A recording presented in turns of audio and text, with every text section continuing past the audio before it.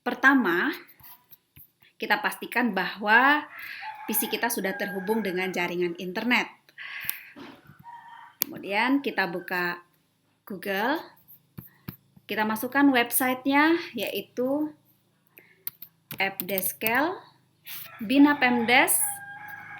Saya ulangi ya, appdeskel.binapemdes.kemendagri.go.id. Ini semuanya menggunakan huruf kecil. Nah, setelah terbuka seperti ini, maka kita masukkan nama login dan kata sandi. Nama login ini biasanya disebut juga dengan username, sedangkan kata sandi ini biasa juga kita sebut dengan password. Kita harus pastikan bahwa nama login dan username atau nama login dan kata sandi ini sudah sesuai dengan yang sebenarnya, di mana huruf besar dan huruf kecilnya juga harus benar. Nah, seperti itu. Ini kita contohkan, kita masukkan satu.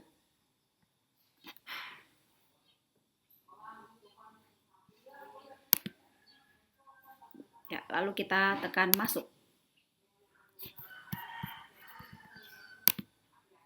Nah, setelah keluar tampilan seperti ini, kita langsung saja masuk ke item-item yang ada di dalamnya. Pertama itu ada pengaturan. Nah, di sini ada informasi umum. Kita klik informasi umum. Nah, ini harus kita edit, teman-teman. Ini sudah terisi ya. Nah, bagi yang belum terisi atau ingin mengedit, silahkan aja tekan edit.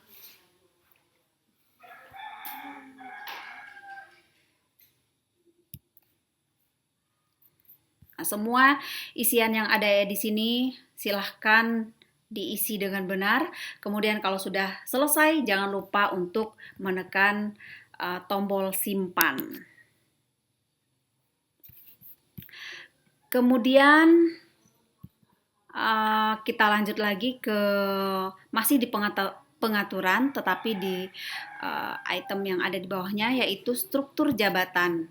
Nah, ini semua harus kita isi. Ini merupakan struktur jabatan yang ada di desa atau kelurahan ataupun ada yang menamakan dengan nagari.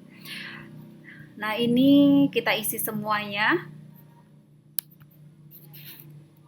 Sampai yang di bawahnya juga nama dusun dan nama kepala dusun, atau kalau di Sumatera Barat itu kita kenal dengan istilah jorong ya.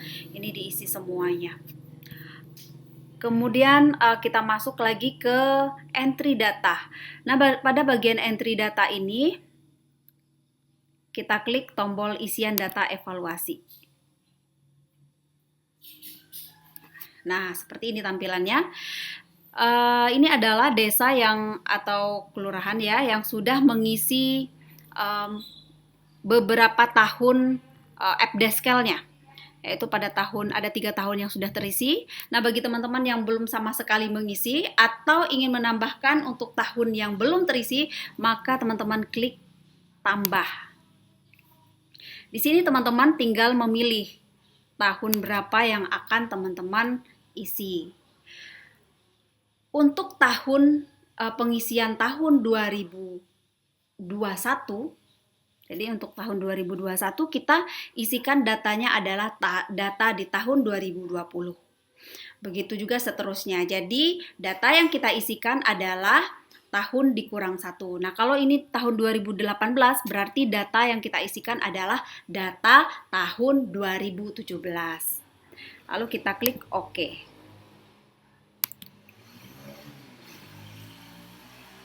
Nah, seperti ini ya teman-teman ya, akan keluar tampilannya. Di sini terlihat ada 3 bidang, yaitu bidang pemerintahan, bidang kewilayahan, bidang kemasyarakatan. Semua bidang ini harus kita isi. Kita mulai dari bidang pemerintahan. Kita klik pemerintahan.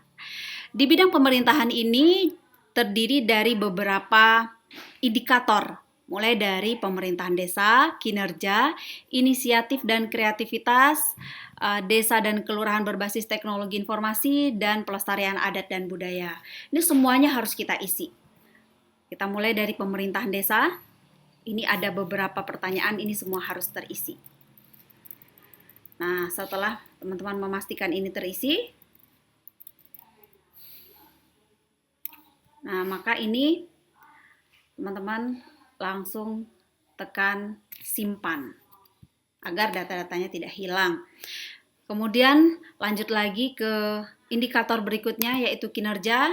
Sama seperti sebelumnya, semua harus terisi dengan lengkap. Dan setelah itu jangan lupa untuk disimpan. Lanjut lagi sampai seluruhnya terisi. Dan jika semuanya sudah terisi, maka kita silakan untuk berpindah ke bidang kewilayahan. Nah, untuk bidang kewilayahan ini ada 5 item yang harus diisi. Identitas desa dan kelurahan, batas, inovasi, tanggap dan siaga bencana, serta pengaturan investasi. Semua ini juga harus terisi. Dan setiap lembaran yang sudah kita isi, jangan lupa untuk menekan atau mengklik tombol simpan ya teman-teman ya. Lanjut lagi pada bidang yang terakhir yaitu kemasyarakatan. Nah, di sini juga ada 9 item. Sama seperti sebelumnya, semua item harus terisi dan jangan lupa untuk klik simpan. Nah, jika teman-teman sudah selesai mengisi seluruh indikator-indikator yang ada di dalam app Deskel ini, maka teman-teman bisa mengecek hasilnya pada laporan. Di sini ada cetak laporan. Silakan teman-teman ingin mencetak tahun berapa, misalnya tahun 2021. Nah, ini akan terlihat seperti ini. Kemudian kalau kita ingin mencetak, maka akan keluar tampilan seperti ini. Silakan apakah teman-teman ingin mendownload atau teman-teman ingin memprint. Nah, seperti itu ya teman-teman ya.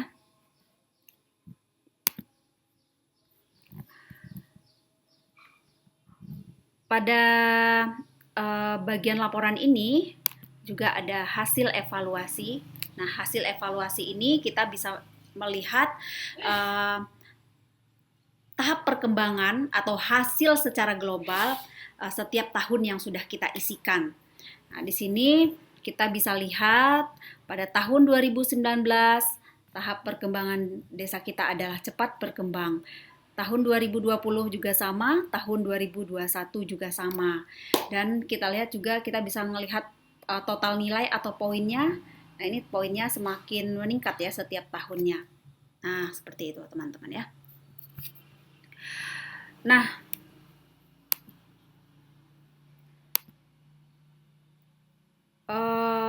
bila teman-teman ingin mengedit data yang sudah diisikan, mungkin karena ada beberapa data yang salah isi, maka bisa teman-teman kembali ke bagian entry data, kemudian klik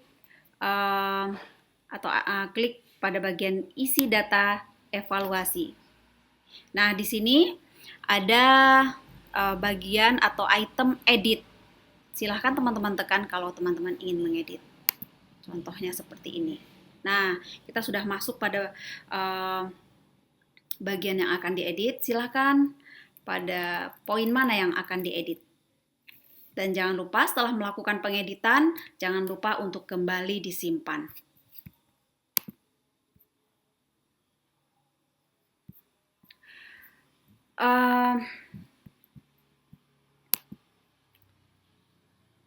Nah, di sini ada bagian yang menerangkan tentang lomba desa. Nah, karena ini desanya belum pernah mengikuti lomba, maka item ini masih kosong, teman-teman ya. Kemudian untuk